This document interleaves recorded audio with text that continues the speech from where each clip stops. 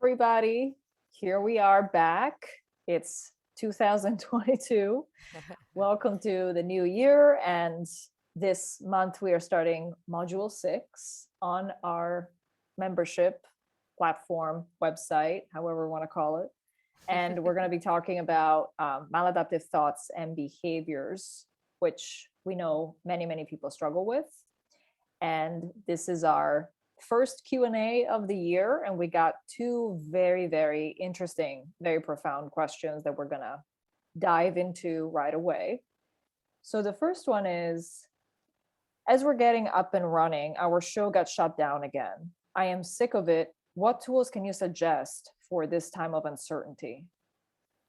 Ah. Yeah, yeah, Just hearing that question, my first instinct was to breathe. yeah. Um, we are all feeling this. Um, what we're calling it right now is pandemic burnout. Mm-hmm. And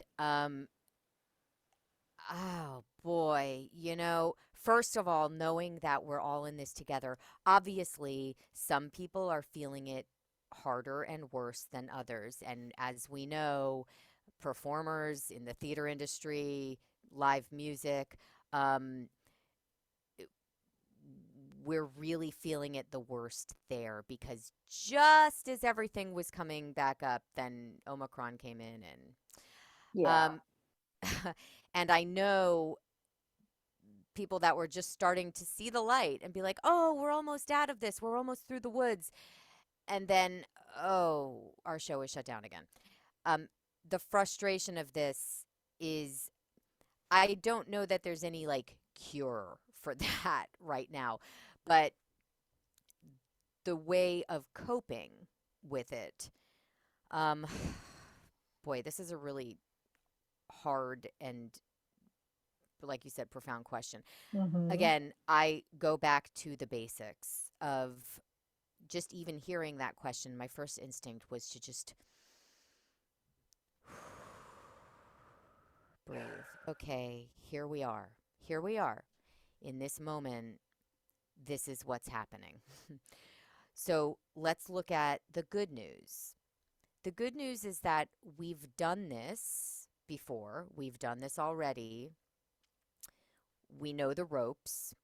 Mm-hmm. Um, the good news is that we now have vaccines and other ways of dealing with this that we did not have the first time it Mm-hmm. happened, right? So a lot of that underlying fear and anxiety that we had just about the virus itself and about what is this going to mean, a lot of that can dissipate because now, as this new variant is blowing through, we do have more vaccinated people. We do have, it's not affecting us the way that it did in the beginning.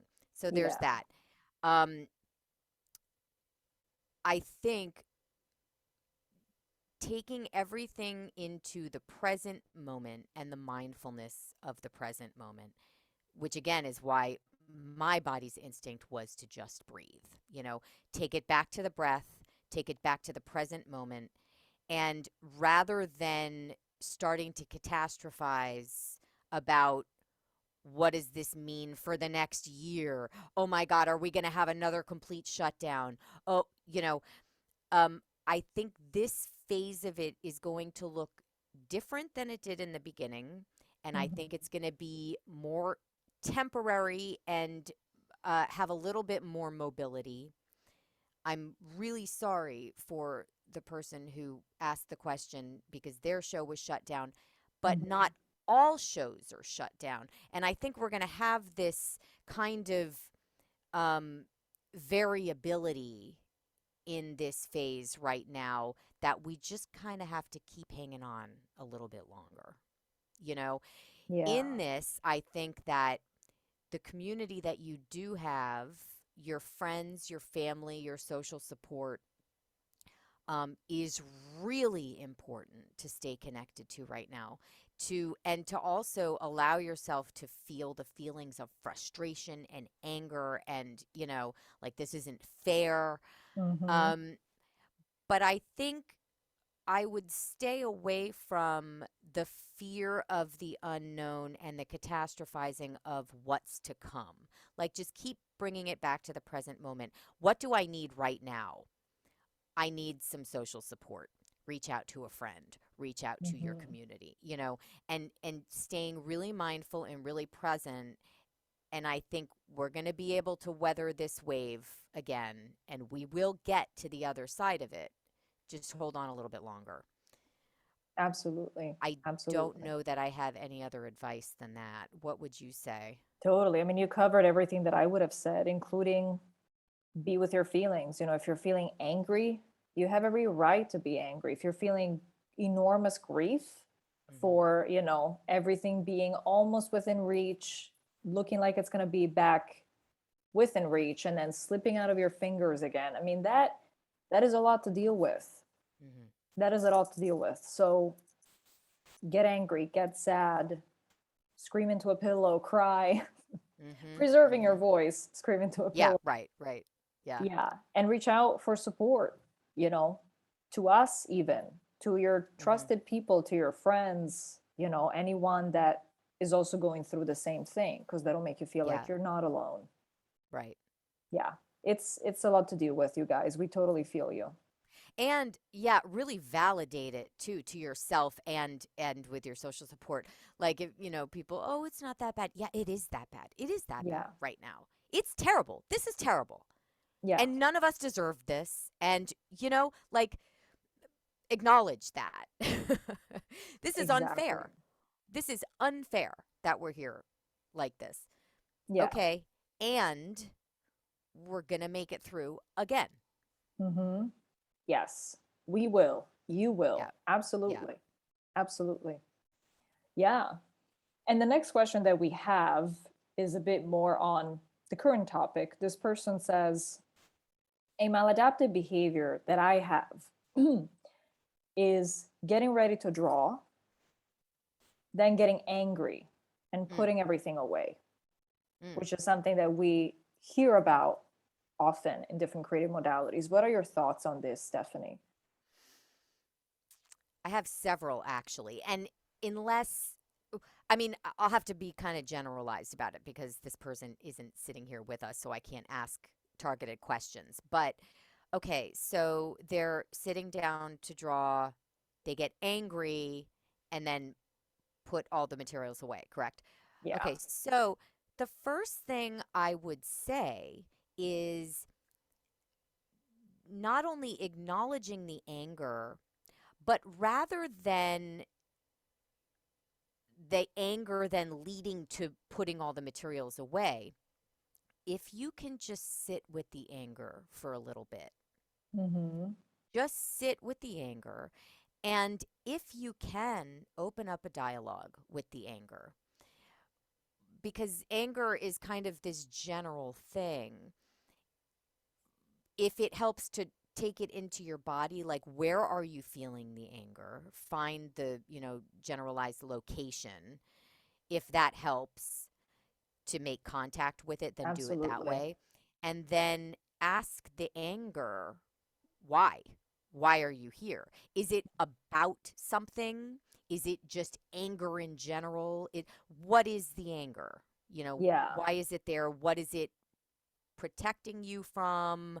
What is it, what's its purpose? So I would just kind of open up a dialogue with the anger, figure out why it's there. Is its purpose to shut you down Mm-hmm. so you don't embarrass yourself with your art? Or do you know what I mean? Like, is it Yeah, a that fear comes of up a being lot. vulnerable or exposed? Or um, what is the anger about? So I would get to that first. Then my next question would be, when you were sitting down to draw, did you have a specific intention with what you wanted to draw? And then Mhm. the anger prevented you from doing it? Or were you just sitting down to draw? Because if you were just sitting down to draw, can you channel the anger into your art? Like, The anger's there, and this is part of you in the moment. Can you use it in your artistic expression? Hmm. Or if your modality is drawing, maybe the way that you dialogue with the anger, just as an exercise, not as your art, but like just as an exercise, is to draw the anger on the page and then have a dialogue with it that way. Yeah.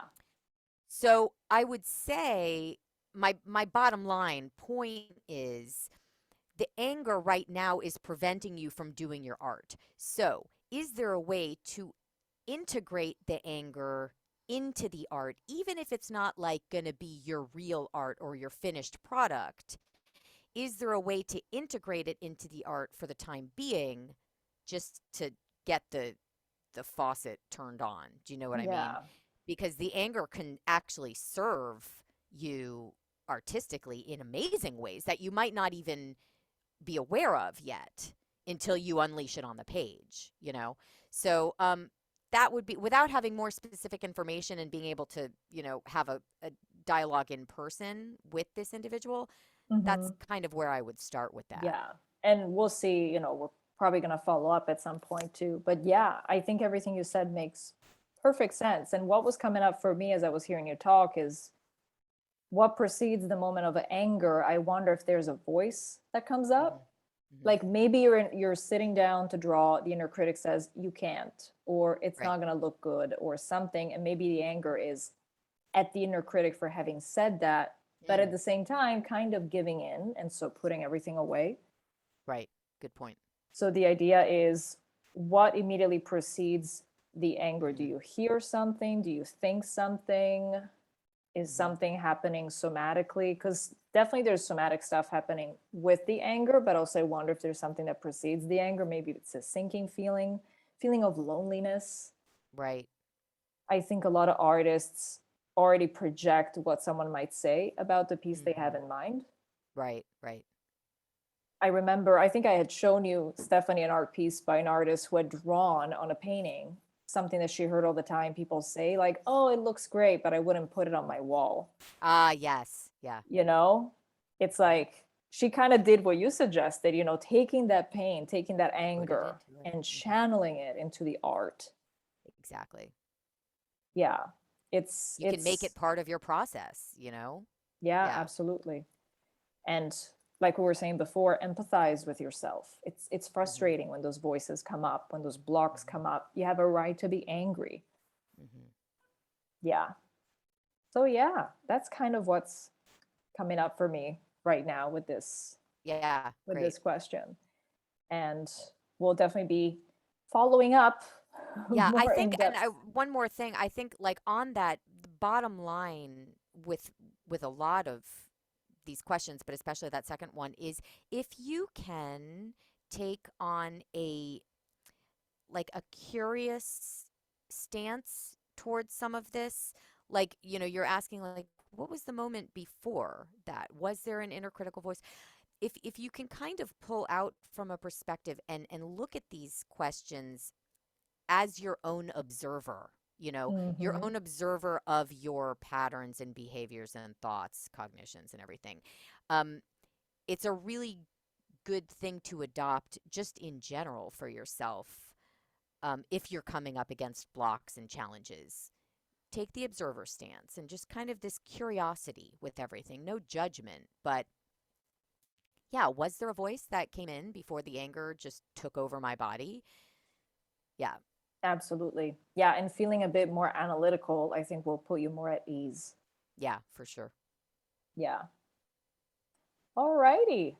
Well, thank you all very Thanks for much. joining us. Yep. Thank you very much. We'll be ready soon with another Q&A session. Thank you again so much for your questions. And you know you can also find our information at montebianchi.com.